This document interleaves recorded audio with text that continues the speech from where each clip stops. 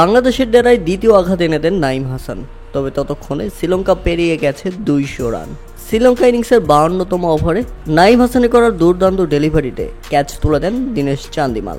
আর স্লিপে থাকা ফিল্ডার সাদমান ইসলাম দুর্দান্ত একটি ক্যাচ ধরেন। তবে ডিসিশন চলে যায় তৃতীয় আম্পায়ারের কাছে এবং শেষ পর্যন্ত বাংলাদেশ সাকসেস হয়। এরপর মাঠে আসেন অ্যাঞ্জেলো ম্যাথিউস। আর অ্যাঞ্জেলো ম্যাথিউসকে দেখেই বাংলাদেশ রেডি হয়ে যায় অ্যাঞ্জেলো ম্যাথিউসকে গার্ড অফ অনার দেওয়ার জন্য। কেননা অ্যাঞ্জেলো ম্যাথিউসের এটাই যে তার ক্যারিয়ারের শেষ টেস্ট ম্যাচ। ক্যারিয়ারের শেষ ম্যাচে তাকে একটা প্রাপ্য সম্মান দিতে পারে বাংলাদেশ, সেজন্যই গার্ড অফ অনার অ্যাঞ্জেলো ম্যাথিউসের জন্য। আর বাংলাদেশের কাছ থেকে এমন সম্মান পেয়ে খুশিতে আপ্লুত ছিলেন অ্যাঞ্জেলো ম্যাথিউস। হাত নাড়িয়ে সবাইকে ধন্যবাদও জানিয়েছেন তিনি। বাংলাদেশের সঙ্গে টাইম আউট বিতর্ক নিয়ে অ্যাঞ্জেলো ম্যাথিউস অনেক কথাই শুনিয়েছিলেন শুরুতে। বাংলাদেশের প্রতি তার সম্মান কমে গিয়েছিল এমন মন্তব্য করেছিলেন তিনি। তবে এবার সবকিছু ভুলে বাংলাদেশের এই সম্মান আজীবন মনে রাখতে চান অ্যাঞ্জেলো ম্যাথিউস।